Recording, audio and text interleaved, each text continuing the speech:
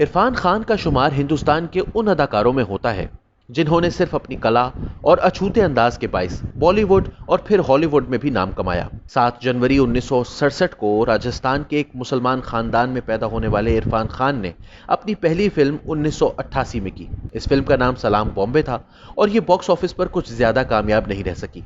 इसके बाद इरफान खान कई बरसों तक किसी फिल्म में नजर नहीं आए, लेकिन 2001 में बरतानवी फिल्म द वॉरियर, जो कि राजस्थान ही के पस मंजर में बनाई गई थी, ने इरफान खान की सलाहियतों का लोहा दुनिया भर में मनवाया। इस फिल्म को दुनिया भर में पजीराई हासिल हुई और इसे बरतानिया की जानिब से ऑस्कर की नॉमिनेशंस के लिए भी शॉर्टलिस्ट किया गया, लेकिन बाद अज़ां ये इस बुनियाद पर ड्रॉप कर दी गई कि इसकी जबान हिंदी थी। ताहम इरफान खान के फिल्म करियर को इस फिल्म ने एक ऐसा बूस्ट दिया जो चंद ही बरसों में इन्हें शोहरत की बुलंदियों पर ले गया। 2003 में हासिल और फिर 2004 में मकबूल में इनके काम को हिंदुस्तान भर में सराहा गया। मुख्तलिफ फिल्मों में छोटे लेकिन ताकतवर किरदार निभाने के बाद 2011 में पान सिंह तोमार में इनकी शानदार कारकर्दगी को national film award for best actor के जरिए पजीराई बख्शी गई। यही वो फिल्म थी जो इन्हें शोहरत की बुलंदियों तक ले गई और इनके काम को आलमी सतह पर तस्लीम किया जाने लगा। हॉलीवुड फिल्म लाइफ ऑफ पाई में पाई का बड़ी उम्र का किरदार भी उन्होंने निभाया। ये फिल्म दुनिया भर में पसंद की गई। गो के इरफान खान का किरदार इस फिल्म में चंद मिनट पर ही मुश्तमिल था और यही वजह थी कि इन्हें 2015 में जुरासिक वर्ल्ड और फिर 2016 में इन्फर्नो जैसी शोहराए आफाक फिल्मों में भी काम मिला। 2017 में इरफान पाकिस्तानी अदाकारा सबा कमर के हमराह फिल्म हिंदी मीडियम में जलवा अफरोज हुए तो दोनों ही के काम को इंतहाई पसंदीदगी की निगाह से देखा गया। इस फिल्म ने 100 करोड़ से ज्यादा का कारोबार किया, जबकि फिल्म में कोई बड़ा नाम या आइटम नंबर भी नहीं रखा गया था, जो कि गुज़िश्ता कुछ अरसे से हिंदुस्तानी फिल्मों में एक रिवाज की हैसियत इख्तियार कर चुका है। ये फिल्म सिर्फ अपने कॉन्सेप्ट, ताकतवर स्क्रिप्ट और बेहतरीन अदाकारी के बायस सुपरहिट का दर्जा इख्तियार कर गई थी।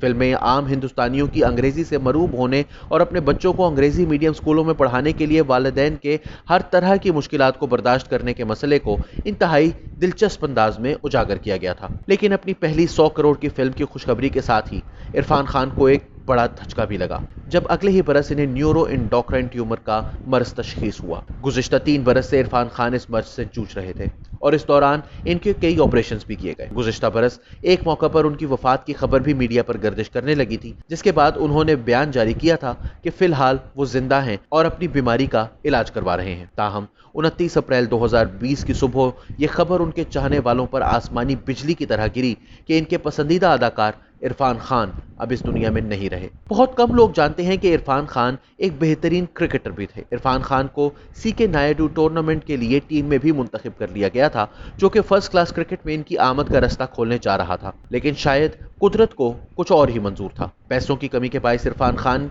ये टूर्नामेंट खेलने नहीं जा सके और कुछ ही सालों बाद फिल्मी दुनिया के एक दमकते सितारे बन गए, लेकिन कुदरत ने इनको इनके मदाहों से बहुत जल्द ही छीन भी लिया। 28 अप्रैल की सुबह अचानक तबीयत बिगड़ जाने पर इन्हें मुंबई के कोकिला बहन धीरू भाई अंबानी अस्पताल दाखिल करवाया गया, जहां अगले ही दिन इनका इंतकाल हो गया। याद रहे कि सिर्फ 4 दिन कबल यानी 25 अप्रैल को इरफान खान को अपनी वालिदा की वफात का सदमा भी सहना पड़ा था, जो शायद इनकी बिगड़ती सेहत के बायस इनके लिए बर्दाश्त करना नामुमकिन साबित हुआ।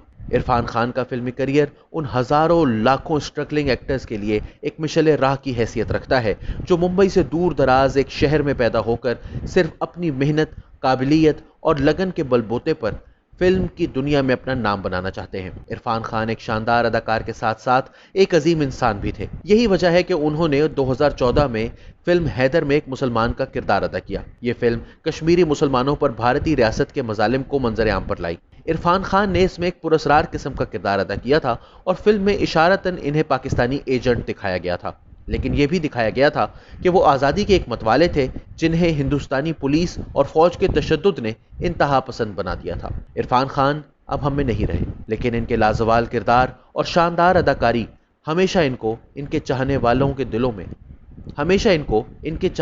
के दिलों में जिंदा रखेंगे।